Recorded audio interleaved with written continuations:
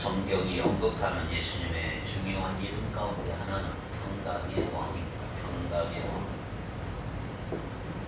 자, 이름이 중요한 이유는 뭐냐면 세상을 장악하고 있는 어둠의 권세가 전쟁의 영이기 때문에 그렇습니다.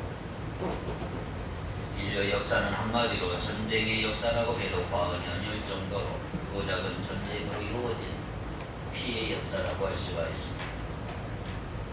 부족과 부족이 싸우고 민족과 민족이 싸우고 종교와 종교가 싸우고 한 이익 집단이 다른 이익 집단과 무섭게 싸워온 역사입니다. 전쟁이 일어나면 그 전쟁이 무서운 패배는 전쟁을 일으킨 사람들이 아니라 힘없는 사람들에게 고스란히 피해가 오기 마련입니다. 서로 죽고 죽이고 가족이 뿔뿔이 흩어지고 평생 피땀 흘린 재산과 농밭이 잿더미로 변하는 끔찍한 일이 벌어지는데 모두 상대편에게 책임을 전가하는 것이 바로 전쟁이라고 할 수가 있습니다. 시대가 바뀌어도 전쟁은 어떤 형태든 계속 이어왔는데 냉전 시기에는 공산주의가 사라지면 지구상에 평화가 올 줄 알았는데 동유럽 공산주의가 몰락한 90년대 초부터 이라크, 이스라엘, 보스니아, 르완다가 모두 피해 전쟁으로 하루도 편할 날이 없었습니다. 세계 최강제국 미국의 한복판에서 터진 9.11 테러는 이 세상에는 안전한 곳이 한 곳도 없다 모두에게 알려줬지요. 후세인이나 가다피 같은 중동의 독재자들이 몰락했기 때문에 중동에는 이제 평화가 올 것이다 생각했지만 무서운 IS나 탈레반 같은 새로운 테러 그룹들이 오늘날 사람들을 얼마나 공포에 떨게 하고 있는지 모릅니다. 사람들은 나름대로 평화를 가져보려고 많이 노력을 했죠. 유럽에서는 사람들이 저렇게 싸우는 이유는 뭐냐 하면 배우지 못해서 그런 것이다 생각해서 르네상스나 계몽주의를 통해서 사람들에게 공부를 엄청 시킵니다. 그랬더니 20세기에는 가장 많이 배운 서구 유럽의 문명객들이 가장 잔혹한 1차 세계대전을 일으켰죠. 그러자 사람들이 교육의 해결책이 아니면 서로 대화가 없어서 그래 대화의 현장을 만들자고 결론을 내리지요. 그래서 1차 세계대전이 끝난 후 미국의 우드로 윌슨 대통령의 제안으로 나라들이 다 모여서 평화를 논하는 국제연맹을 만들어갔습니다. 그러자 강대국들이 이익 다툼으로 흐지부지 되었고 얼마 못 가서 2차 세계대전이 또 일어납니다. 2차 세계대전 후에 국제연합 유엔이 만들어졌지만 한국전쟁, 월남전쟁, 중동전 크고 작은 전쟁들이 끊임없이 일어났고 요즘 유엔은 거의 유명무실하고 해도 과언이 아닐 정도로 그 위상이 약해진 것만은 사실입니다. 국가 간의 전쟁이 아니고 같은 나라 안에서도 이 지방과 저 지방, 마을과 마을끼리 대립이 있고 가진 자와 못 가진 자, 보수와 진보, 신세대와 기성세대, 남편과 아내, 시어머니와 며느리 간의 첨예한 갈등과 다툼들이 끊임없이 우리 주위에서 일어나고 있는 것입니다. 사는 게 전쟁이라는 말이 괜히 나온 게 아니지요. 총과 칼로만 싸우는 게 아니라 정치인들은 파당을 만들어서 싸우고 기업들은 서로 경쟁하고 흡수, 합병해서 전쟁처럼 싸우고 있습니다. 올림픽이 시작이 됐어요. 스포츠 선수들도 예술인들도 모두 다 서로 견제하며 싸우고 있는 것입니다. 그렇다면 우리들은 어떻습니까? 저와 여러분들은 주위 모든 사람과 완벽한 평화를 유지하며 살아왔다고 자부할 수 있을까? 다들 한두 번은 누구와는 대립하고 다투고 불편한 관계에 빠진 적이 있을 것입니다. 그만큼 서로 평화하는 것은 어려운 거지요. 서로 사이좋게 살롬하면서 살기는 어려운 것입니다. 겉모양만 자꾸 바꾼다고 평화를 얻을 수 있을까요? 그것은 진통제를 먹음으로 암을 고치겠다는 것과 같은 것입니다. 병이 오면 병은 그 뿌리 근본을 치료해야 되겠지요. 평화를 제대로 이해하기 위해서는 무엇이 전쟁의 원인인가를 알아야 됩니다. 오늘 우리가 읽은 성경을 보면 모든 전쟁의 원인은 바로 인간의 마음에서 비롯된다고 말하고 있습니다. 핵폭탄 문제가 아니고 그 핵폭탄을 다른 인간에게 사용하는 인간의 죄성이 문제라는 겁니다. 총칼 들고 싸우기 전에 우리는 이미 마음으로 서로에게 총칼을 들었다는 거죠. 야고보서 4장 1절을 같이 한번 읽어볼까요? 야고보서 4장 1절 너희 중에 싸움이 어디서부터 다툼이 어디서부터 나느냐 너희 지체 중에서 싸우는 정욕으로부터 나는 것이 아니냐. 자, 이 정욕이 뭐예요? 정욕. 헬라어 원어를 보면 인간의 이기적인 욕망이 정욕이다 그랬습니다. 아담과 하와가 선악과를 따먹는 그 죄를 범한 이유는 뭐냐면 그걸 먹고 하나님과 같이 되려는 그 뒤틀린 욕망 때문이었다는 거지요. 그렇다면 죄는 무엇일까요? 죄. 그것은 이기적인 자기 중심주의가 죄입니다. 무엇이 옳고 그르냐의 문제를 따지는 게 아니고 요즘에 이게 나한테 좋은 일이냐를 가장 먼저 따지는 게 인간인 거죠. 남이 어찌됐든 자기밖에 모르는 사람들끼리 모여 살면 그것은 항상 전쟁일 수밖에 없는 것입니다. 좋은 건 내가 남보다 먼저 더 많이 가져야 하는데 그런 사람들이 둘만 모여도 전쟁이죠. 나보다 더 뛰어난 사람, 더 가진 사람들은 다 적이고 경쟁 상대로 여긴다는 것입니다. 요한복음 14장 27절 두 번째 본문을 보면 이렇게 얘기합니다. 나의 평안을 너희에게 주노라. 내가 너희에게 주는 것은 세상이 주는 것과 같지 아니하니라. 자, 이 말씀 잘 보세요. 이 말씀에 따라 세상도 우리에게 평안을 줄 수 있다는 거예요. 세상이 주는 것 같지 않다. 그런데 그 세상이 주는 평안은 불안하고 가짜 평안이다. UN 같은 국제기구도 세상이 만든 평화의 도구예요. 남북 정상회담처럼 세상의 지도자들끼리 서로 대화하여 불안한 평안을 가져보려고 얼마나 노력합니까? 그러나 대화로 평화가 이루어질까요? 하나의 죄인과 또 하나의 죄인이 마주 앉으면 두 명의 죄인이 되는데 거기에 평화가 이루어집니까? 두둑한 은행 잔고도 세상이 주는 평화일 수 있어요? 돈이 많으면 수영지에 가서 바닷가 야자나무 아래서 시원한 음료수를 마시며 안정을 취할 수도 있지요. 그러나 몸은 휴양지에 있을지라도 마음은 두고온 일 걱정, 집 걱정, 자녀 걱정, 회사 걱정하느라 평안이 없는 거예요. 세상이 주는 평안은 금방 바닥에 드러나는 거죠. 세상 사람들은 조금만 화가 나거나 상처를 입으면 금방 마음의 평화를 잃어버리는 그 특징입니다. 그러나 예수님이 주겠다고 약속하신 평안은 세상이 주는 이런 가식적인 평안이 아니고 그 어떤 폭풍우 같은 어떤 외부 상황 결코 흔들릴 수 없는 하늘의 평화인 줄 믿습니다. 이 평안을 내가 너희에게 주노라. 히브리 말로 평안을 살롬이라 그래. 살롬 들어봤죠? 읽어봅시다. 살롬. 옆 사람 인사합시다. 살롬. 살롬. 평안. 당신은 평화를 얻기를 바랍니다. 그런데 이 평안은 살롬이라는 말은 무슨 말이냐면 조용한 호숫가에 앉아서 누리는 그런 평안함을 말하는 게 아니고 단순히 서로 싸우지 않는 상태를 말하는 것이 아니고 살롬은 하나님의 백성들만이 누릴 수 있는 하나님으로 인해서 얻어지는 영적인 충만함, 만족과 회복이 살롬입니다.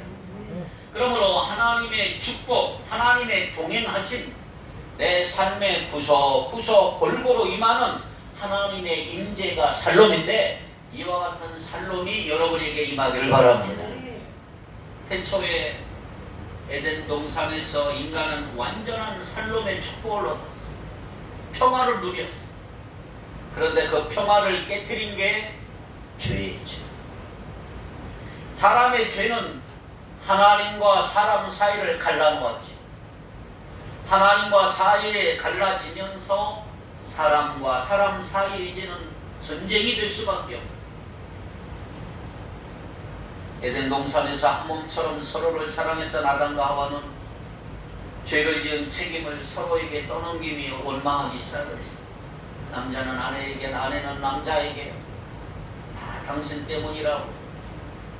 또 그들이 낳은 자식 가인은 자기 형제 아벨을 돌로 쳐 죽이지 않습니까? 보십시오. 하나님과 싸우게 되니까 부부가 싸우고 형제가 싸우게 되고, 하나님과 담을 쌓은 뒤부터 사람과 사람 사이에는 미움과 불신과 다툼의 담이 쌓이게 됩니다. 그래서 하나님과 화목하는 것이 너무나 중요하다 이 말이에요. 하나님과 화목하지 못하면 인간은 끊임없이 전쟁 같은 인생을 살 수밖에 없습니다. 자, 그런데 어떻게 우리가 하나님과 화목할 수가 있을까요? 구약시대에는 하나님께 예배 딱 드릴 때 뭐가 필요해요? 희생 제물이 필요해요. 제물. 죄 때문에 하나님과 우리 사이에 평화가 깨졌으니까 그 평화를 회복하려면 죄값을 치를 제물이 필요한 거예요. 양을 잡아 죽이고 염소를 잡아 죽이는 거죠. 그런데 신약시대에 이르러서 이제는 예수님께서 우리 모두의 죄값을 치를 화목 제물이 되어 주셨단 말이에요. 십자가에서 돌아가셨단 말이에요. 그리고 하나님과 우리 사이에 막혀있던 죄악의 담이 완전히 무너져 버렸다. 에베소서 2장 13절 14절을 봅니다. 이제는 전에 멀리 있던 너희가 그리스도 예수 안에서 그리스도의 피로 가까워졌느니라. 그는 우리의 화평이신지라. 둘로 하나를 만드시 원수된 것 곧 중간에 막힌 담을 자기 육체로 하시고. 그렇습니다. 십자가는 먼저 하나님과 우리 사이를 화평케 했고, 그 결과로 사람과 사람 사이를 화평케 한 것입니다. 구원받기 전에 우리는 늘 사람마다 싸우고 다투고 전쟁 상태에 있는 사람들이었어요. 그러나 이제 하나님과 화목함으로 인해서 이제는 사람들끼리 근본적으로 화목할 수 있는 길이 열리게 된 거란 말이죠. 그래서 여러분, 사람들끼리 서로 화평하기 위해서는 먼저 하나님과 화평해야 된단 말이에요. 하나님과 화평하는 것은 예배가 회복되는 것입니다. 가정이 늘 싸우고 다툼이 끊이지 않는다면 아마 누군가의 예배가 무너져 있기 때문에 그렇습니다. 서로 잘잘못 따지기 전에 각자 하나님과 화목하기를 바랍니다. 교회가 분열되고 자꾸 싸운다면 여러분 중에 누가, 성도 중에 누군가 예배가 무너져 있기 때문에 그렇습니다. 각자 하나님 앞에 나가 회개하고 하나님과 화목하셔야 돼요. 그러면 하나님께서 하나님과 사람과 사이의 관계도 화목하게 하실 줄 믿습니다. 바울 서신을 읽어보면 모든 바울 서신, 히브리서까지 14개 서신을 보면 은혜와 평강이 너희에게 있기를 원하노라. 은혜와 평강을 강조했어요. 은혜와 평강. 바울은 한 번도 이 순서를 빠뜨린 적 없어요. 순서를 바꾸지 않아. 은혜와 평강이 무슨 말이에요? 은혜가 있어야 평강이 있는 거예요. 우리가 누리는 하나님의 평강은 예수 그리스도의 십자가 은혜가 있었기에 가능한 일이다. 여러분에게 은혜와 평강이 넘치기를 바랍니다. 그러면 아직도 예수 그리스도를 믿지 않는 사람들이 있다면 오늘 이 아침 믿기로 결단하는 그 은혜가 있기를 바랍니다. 또 내가 믿지만 요즘 십자가 은혜에서 멀어진 사람이 있다면 십자가 앞으로 바짝 가까이 오는 여러분의 삶이 되기를 바랍니다. 그러면 전쟁 같은 우리 마음속에 하나님의 살로 평안이 가득 임할 줄로 믿습니다. 자, 그렇다면 하나님의 평안을 누리려면 어떻게 해야 될까요? 골로새서 3장 15절에 이렇게 말씀합니다. 그리스도의 평강이 너희 마음을 주장하게 하라. 그리스도의 평강이 너희 마음을 주장하게 하라. 자, 이 말이 너무 중요합니다. 잘 들어보십시오. 그리스도의 평강이 임하기 전에 우리는 마음에 참된 평강이 하나도 없었어요. 평화가 없었어요. 우리 마음은 늘 지옥이에요. 그때 우리 안에는 늘 불안함과 불만과 갈등과 회의가 얼마나 가득했는지 몰라요. 하루하루 사는 게 지옥이란 말이에요. 그런데 예수님을 내가 어느 날 구주로 영접했더니 주님은 우리에게 하늘로부터 임하는 참된 평안을 주셨어요. 살롬을 주셨단 말이에요. 자, 그런데 거기까지는 주님의 책임이에요. 그 다음에는 우리의 책임이에요. 우리의 책임. 무슨 말이에요? 자, 3장 5절 15절에 그리스도의 평강이 너희 마음을 주장하게 하라. 자, 여기 주장한다는 말은 다스린다는 말이에요. 다스린다. 자, 그러니까 이 말을 그리스도의 평강이 너희 마음을 다스리게 하라. 그리스도의 평강이 우리 마음을 다스릴 수 있도록 삶의 중심을 예수님께 내어드리라 이 말이에요. 예수님은 분명히 우리에게 평강을 주셨어요. 살롬을 주셨어요. 평안을 주셨어요. 그런데 그 평강이 내 영혼을 다스리게 하는 것은 나의 결단이다. 사탄은 우리가 염려와 근심과 미워하는 마음과 분노의 마음을 갖게끔 자꾸 충동질하고 그리스도의 평강을 누리지 못하도록 얼마나 방해하는지 몰라요. 정말 나쁜 사람이 사탄, 나쁜 놈이 사탄이에요. 사탄. 그러니 우리는 날마다 사탄과 싸워야 되는 거예요. 우리 삶의 순간순간 내 자신의 의지적 결단으로 주님의 다스림을 받는 여러분 되기를 바랍니다. 다스림 밑으로 들어가라. 그렇다면 이 시간 세 가지 방법을 알려드릴 거예요. 어떻게 주님의 다스림 안에 들어가서 주님의 평화를 누릴 수 있을까? 여러분 주님의 평화를 누리길 바랍니다. 자, 주님의 다스림으로 주님의 다스림 밑으로 돌아가는 방법 첫째, 기도해야 합니다. 하나님의 평화를 누리려면 기도해야 돼요. 빌립보서 4장 6절 7절 다 같이 읽겠습니다. 시작. 먼저 염려하지 말고 다만 모든 일에 기도와 간구로 너희 구할 것을 감사함으로 하나님께 하라. 왜냐하면 모든 지역에 일어난 하나님의 평강이 그리스도의 안에서 너희 마음과 생각을 지키시리라. 아멘. 아무것도 염려하지 말고 다만 뭐 하라는 거예요? 기도와 간구를 하라. 하나님께 아뢰라. 그러면 하나님의 평강이, 하나님의 평안이, 살롬이 예수 안에서 우리 마음과 생각을 지켜주시다. 수영을 배울 때 나는 수영을 못하지만 힘을 자꾸 빼라고 그러고 물의 힘을 이용하는 법을 배우는 게 저 걸음이라는, 골프에서 드라이브 사선 칠 때에도 비거리를 늘리고 싶으면 힘을 빼라는 거예요. 그 힘이 빠집니까? 하나님의 정말 마찬가지로 우리의 마음의 불안과 염려를 이기는 방법은 뭐냐? 하나님께 온전히 맡기는 거예요. 맡기는.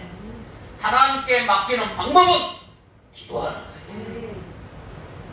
그러면 하나님의 평강이 우리 마음과 생각을 지켜주신다. 우리의 삶이 불안하고 더러운 것은 우리의 감정과 생각이 복잡하고 더럽기 때문에 그런 거예요.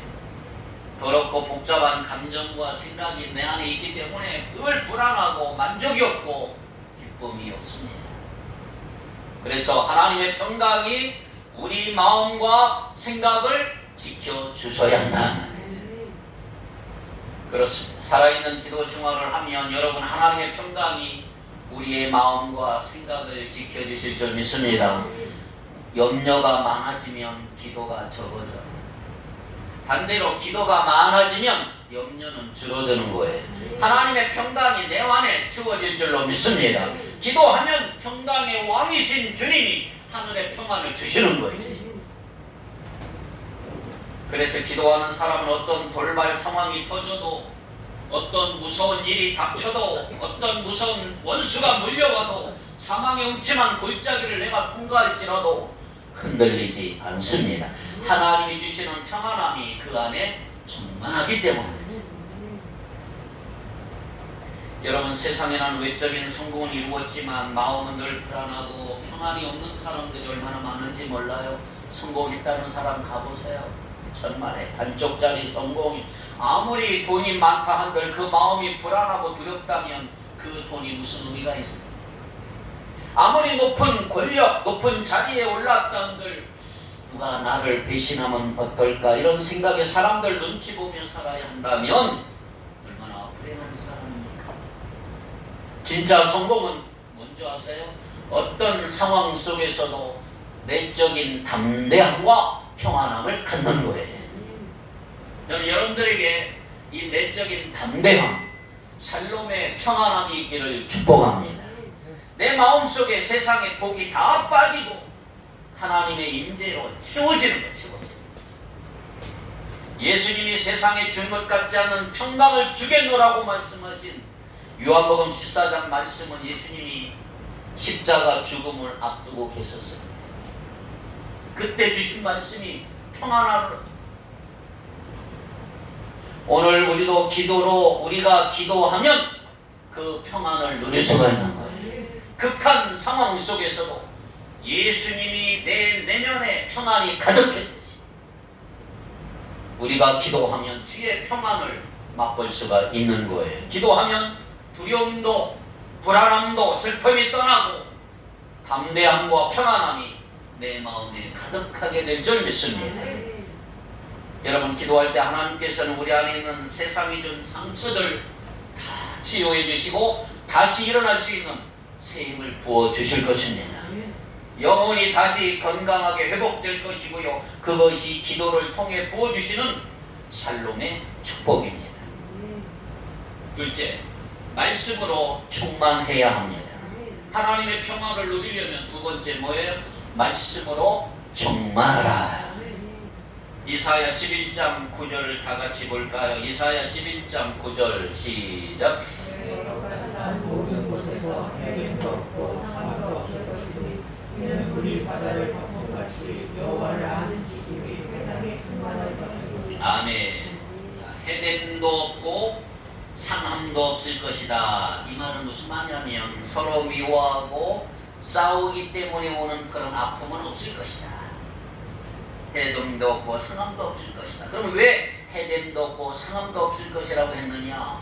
여호와를 아는 지식은 하나님의 말씀이에요. 말씀. 즉 물이 바다를 덮음같이 하나님의 말씀이 세상에 충만할 것이기 때문이다 말이지. 이 땅에는 하나님을 거역하는 잘못된 신앙, 허무주의들, 폐역, 쾌락주의 같은 잘못된 사상들이 너무나 많습니다. 그러나 그날이 되면 물에 덮인 바다처럼 모두 다 하나님의 말씀에 통치하에 완전히 압도된단 말이지. 그리고 다툼과 전쟁이 없는 완전한 평화의 시대가 열리게 된다는 거예요.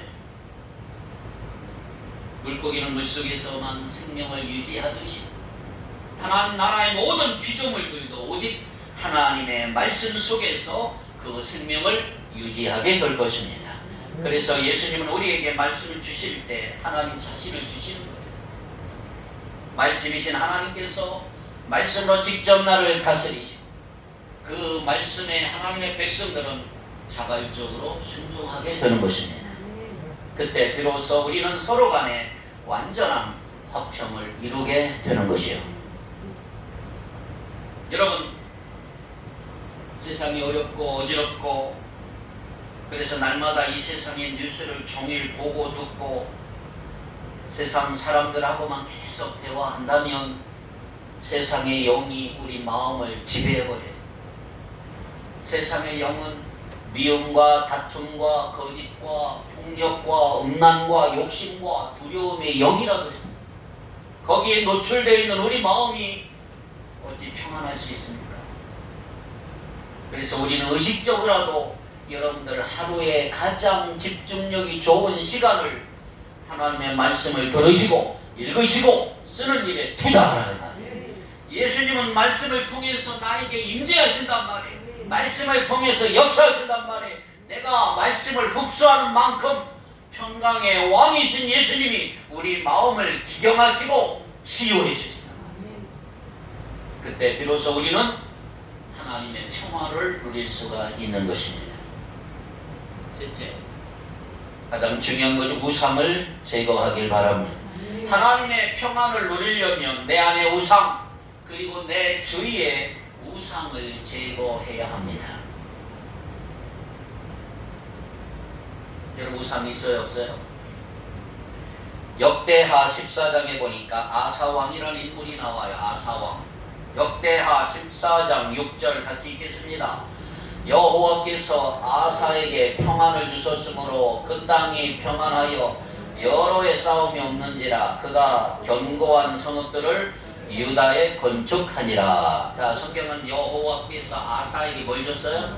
평안을 주셨다. 그 땅이 평안했다. 이스라엘 나라, 유다 작은 나라, 지정학적으로 수많은 강대국과 국경을 마주하고 있었던 이스라엘 유다, 우리나라처럼 너무나 많은 전쟁, 크고 작은 전쟁의 위협에 시달렸던 나라예요. 그러나 그 아사 왕이 다스리던 10년 동안은 하나님께서 평안을 주셔서 완전한 평안을 주셔서 전쟁이 한 번도 없었다. 아사는 그 놀라운 비밀을 뭐라고 하는지 아세요? 왜 나에게 평안을 주셔서 이런 은혜가 있었느냐? 그것이 7절이에요. 7절 같이 읽겠습니다. 역대하 14장 7절 시작. 아사의 집이 유다 사람에게 이르되 우리가 우리 하나님 여호와를 찾았으므로 이 땅이 아직 우리 앞에 있나니 우리가 이 성읍들을 건축하고 그 주위에 성곽과 망대와 문과 빗장을 만들자. 우리가 주를 찾았으므로 주께서 우리 사방에 평안을 주셨느니라 하고 이에 그들이 성읍을 형통하게 건축하였더라. 아멘. 자, 여기서 여호와를 찾았으므로, 주를 찾았으므로 뭘 주셨다? 우리 사방에 평안을 주셨느니라. 주를 찾았다 이 말은 전심으로 하나님만 예배하고 하나님이 기뻐하지 않는 것 화감이 어렸다 이 말입니다. 아사왕은 재임 초기부터 우상 숭배를 유다 땅에서 완전히 몰아내버렸어요. 정조부 솔로몬 왕 말년에 시작된 우상 숭배 이교적 풍습을 완전히 없애버립니다. 그러나 이건 결코 쉬운 게 아니에요. 우상 아세라를 섬기는 것, 온 나라에 퍼뜨린 사람이 누구냐 하면 아사왕을 키워준 할머니. 그러나 아사왕은 자신을 키워준 할머니인 태우를 폐위시키면서도 우상 숭배의 척결을 단행해버립니다. 그러니 얼마나 힘들었겠어요. 영적인 헌신은 때로는 나와 가장 가까운 인간관계까지 희생할 수가 있어요. 우상 숭배하는 할머니가 손주 아사왕에게 안 좋은 영향을 끼치려고 했을 텐데 아사왕은 그런 열악한 가정 환경 속에서 기적같이 하나님을 향한 믿음을 지켰고 그 믿음대로 나라에서 우상 신들을 깨끗이 다 청소해버렸다. 그랬더니 하나님께서 온 나라에 평안을 주셨더라. 사방에 평안을 주셨더라. 성도 여러분, 오늘 우리 삶 속에 아직 방치된 우상이 있나요? 하나님 이상으로 무엇을 사랑하고 집착하고 있는 것 있나요? 하나님께 드리는 것 이상의 마음과 시간과 재물을 바치고 있는 거 있나요? 다 우상이에요. 돈도 우상일 수 있고, 부동산도 우상일 수 있고, TV나 스마트폰도 우상일 수 있고, 일도 우상일 수 있고, 취미 생활도 지나치면 우상이에요. 잠잠히 기도하며 하나님의 임재를 방해하는 우상들을 하나님 하나하나씩 삶에서 제거하기를 바랍니다. 그때 하나님의 평안이 우리 가운데 임하더라. 우리 가운데 살롬의 복이 임하기를 축복합니다. 살롬의 축복, 평안의 축복. 구약성경에서 여호와 살롬, 평강의 하나님이라고 한 이름이 처음 나온 곳이 어디냐면 이스라엘에 왕이 없어서 각자 자기 소견대로 행하던 사사시대 때 기드온이라고 하는 사사를 통해서 처음 알려졌어요. 이게 굉장히 중요한 일입니다. 그 당시 이스라엘은 하나님께 늘 불순종하고 우상 숭배했기 때문에 사람들은 도덕적으로 타락하고 나라 안에 전쟁이 일어나고 각종 질병, 재앙이 끊임없이 일어나고 하루하루가 혼란스럽고 불안했던 그런 시대. 특히 기드온의 시대는 미디안이라고 하는 나라가 날마다 괴롭히는 거예요. 날마다. 메뚜기같이 수많은 군대로 쳐들어오는 거예요. 이스라엘 전체가 공포에 떨고 있어요. 그때 하나님께서는 이스라엘을 구원한 사사 기드온을 택하시고 기드온을 딱 세워놓고 너는 큰 용사다 그랬어요. 그런데 여러분, 기드온 아무리 봐도 어디를 봐도 큰 용사가 아니에요. 겁쟁이고 므낫세 지파의 작은 집안 사람이었고 외세 침략에 두려워서 살아남으려고 애쓰던 보통 사람이에요. 그런 그를 하나님이 택하셔서 이스라엘의 전쟁을 몰아내고 평화를 가져오게 될 사사로 만드신 거죠. 이제 미디안 침략군과 큰 전쟁을 치러야 되는 기드온은 하나님께 제단을 쌓고 예배를 드리는데 이 예배가 바로 살롬의 예배다 이 말이죠. 사사기 6장 24절을 보면 사사기 6장 24절 시작. 기드온이 여호와를 위하여 거기서 제단을 쌓고 그것을 여호와 살롬이라 하였더라. 그것이 오늘까지 아비에셀 사람에게 속한 오므라에 있더라. 거기서 제단을 쌓고 그 제단을 뭐라고요? 여호와 살롬이라. 아이러니하게요, 살롬이 하나님을 선포한 기드온은 그때부터 전쟁을 시작했어요. 전쟁. 영적적. 먼저 내부의 적과 전쟁을 치릅니다. 자기 집안에 있는 바알, 아세라 우상들을 다 부숴버렸어요. 우상을 제거해야 평안이 오는 거예요. 미디안을 물리치고 이스라엘이 평안을 가져오기 전에 기드온은 먼저 마음에서 마귀를 몰아내고 하나님의 평화를 체험했다는 말이에요. 내 마음속에 있는 우상들을 다 물리쳤단 말이죠. 그리고 나서 기드온은 외부의 적들 전쟁을 하기 시작했어요. 백성들을 이끌고 출정한 기드온은 미디안 대군을 상대로 기적같은 승리를 거두며 이스라엘의 평화를 가져오게 된 것입니다. 자, 기드온이 이야기를 하면서 여러분들이 배워야 될 교훈은 이겁니다. 모든 것이 불안하고 어지러워진 이 시대, 우리가 살고 있는 이 시대, 미디안 대군의 무서운 침략이 온 땅을 공포로 몰아넣고 있는 이 힘든 상황, 우리는 뭘 해야 되느냐? 예배를 회복해서 하나님의 살롬을 누려라.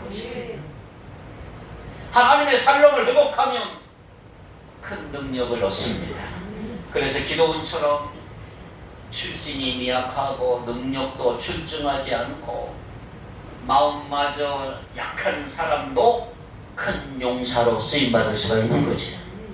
주변 환경이 아무리 어려워도 하나님의 평강을 가진 사람은 침착하고 담대하며 내면이 안정되어 있는 거죠. 그래서 기드온의 여호와 살롬 예배는 인생의 폭풍우 속에서도 평화를 누릴 수 있는 비결은 뭐냐? 바로 하나님의 임재다. 이걸 우리에게 알려주고 있는 것입니다. 사랑하는 성도 여러분, 우리가 세상을 제어하고 움직일 수 없지만 환경에 어떻게 반응하는가는 여러분 결정할 수가 있어요. 우리는 주님과 깊이 교제함으로 하늘의 평화를 누릴 수가 있는 것입니다. 기드온이 국가적 개인적 위기 상황 속에 여호와 살롬을 체험했듯이 우리도 개인적 국가적 위기 상황 속에서 오히려 여호와 살롬을 체험하는 여러분 되기를 바랍니다. 상황은 아직 전쟁 중이고 하나님이 기드온에게 먼저 살롬의 예배를 드리게 하니까 실제로 살롬이 그 땅에 임한 것처럼 살롬의 예배자가 하나님의 큰 용사가 되어서 살롬을 위협하는 악한 군대를 무찌를 수 있는 이런 영적인 능력이 오늘 우리에게 임하기를 바랍니다. 기드온이 만난 살롬의 하나님은 기도원이 문제로부터 도피하지 않고 오히려 문제와 맞서 승리함으로 살롬을 누리게 했다는 거예요. 역설적인 표현이지만 여러분, 진정한 영적인 평안을 얻으려면 영적 전쟁을 통해서 얻어지는 거예요. 영적 전쟁에서 승리해야 되는 거예요.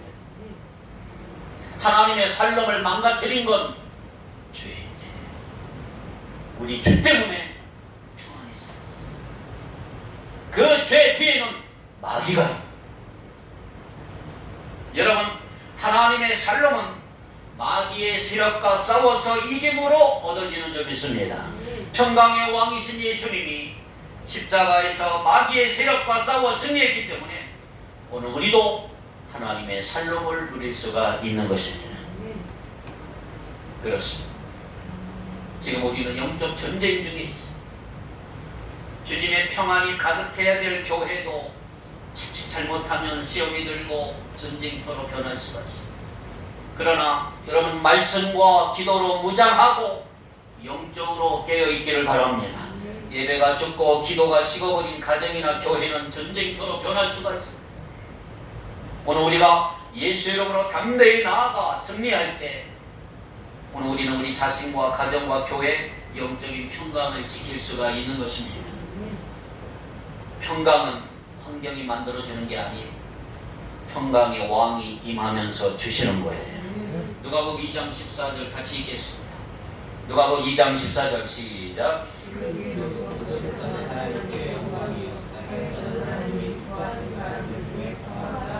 아멘. 아기 예수님 탄생하시던 날밤 하늘에 있는 천사들의 찬송이죠. 이 땅의 유명한 왕들은 다 전쟁의 왕들이에요. 하나같이 수많은 사람의 피를 죽여 피를 흘리고 영웅이 되고 왕국을 세운 사람들, 남의 피를 흘려서 이룩하는 왕국들, 남의 가슴에 못을 박고 한을 심어서 만든 평안 결코 오래가지 않습니다. 그런데 우리 예수님 남의 피가 아니라 자신의 피를 흘려서 우리를 구원하신 분이죠. 그리고 영원한 하나님의 나라 백성으로 우리를 삼아주소서. 그러므로 우리 예수님은 평강의 왕이십니다. 주님 오시는 곳에 진정한 평화가 오는 줄 믿습니다. 주님 다시 오실 때까지 전쟁도 다툼도 세상의 현실은 계속되지만 그러나 평화의 왕이신 예수님을 영접하는 사람들, 그리고 그 예수님과 날마다 교제하는 사람들 마음속에는 하늘의 평화가 임할 것입니다. 세상에는 이 평화를 알지 못해요. 아무나 평화 누릴 수 있는 게 아니에요. 마음속에 예수님을 모신 사람들만이 이 평화를 누릴 수가 있는 것입니다.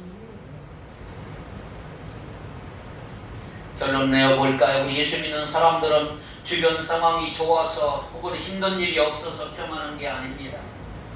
평강의 주님을 마음속에 모시고 있기 때문에 평안한 것입니다. 요한복음 14장에 예수님은 나의 평안을 너희에게 주노라 그랬어요. 여러분, 주님의 평안을 원한다면 평안의 주님과 끊임없이 동행하는 여러분 되기를 바랍니다. 힘든 현실 속에서 끊임없이 평강의 왕 주님을 초대해 드리기를 바랍니다. 어려움이 있을 때, 아플 때, 힘들 때 하나님 이 어려움에서 빨리 벗어나게 해주십시오. 이렇게 우리는 기도하지 않습니까?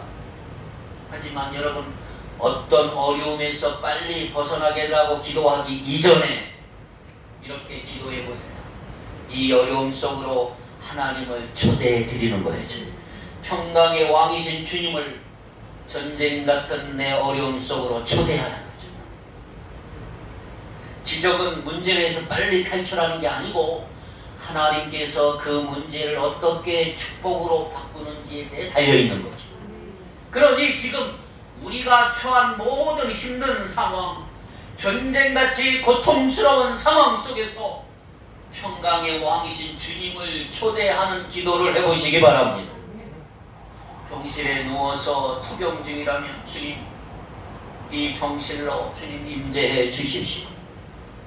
평강의 주님이 병든 나의 육체 위에 나를 치료하는 의사와 간호사 위에 병원 전체에 임재해 주십시오.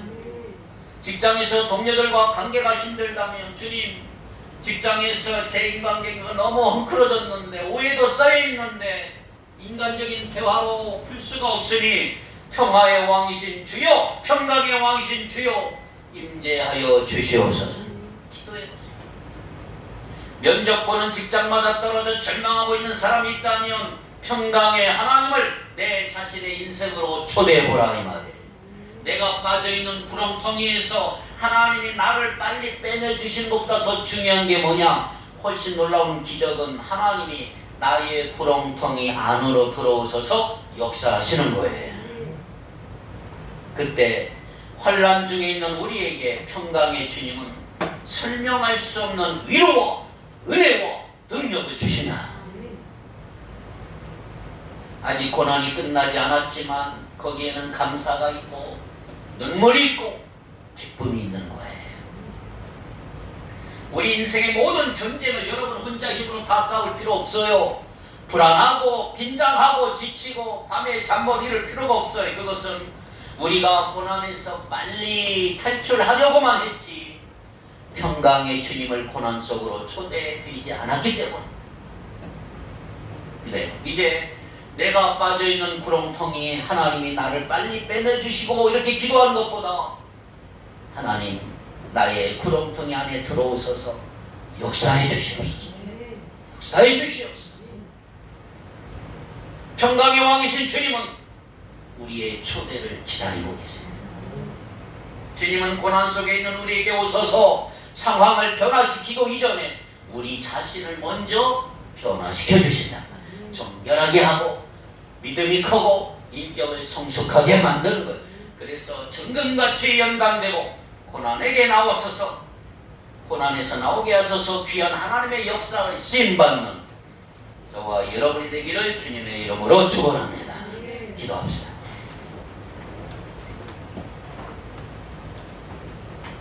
거룩하신 하나님, 평강의 왕이신 예수님이 전쟁으로 물든 우리의 역사를 치유하시는 유일한 구속 구원자이심을 믿습니다. 우리의 죄로 인하여 우리는 하나님과 원수되었고 서로 간의 원수가 되었는데 주님의 십자가 죽음으로 하나님과도 사람과도 화목하게 된 줄로 믿습니다. 우리 안에 우상을 다 제거해버리고 영적 전쟁에 승리하게 하시고 하나님의 살롬을 누리며 살 수 있도록 우리를 인도하여 주시옵소서. 전쟁 같은 우리의 삶의 현실 속으로 평강의 주님께서 임하여 주시옵소서. 하나님의 역사에 쓰임받는 하나님의 사람들 되게 하여 주옵소서. 예수님 이름으로 기도하옵나이다. 아멘.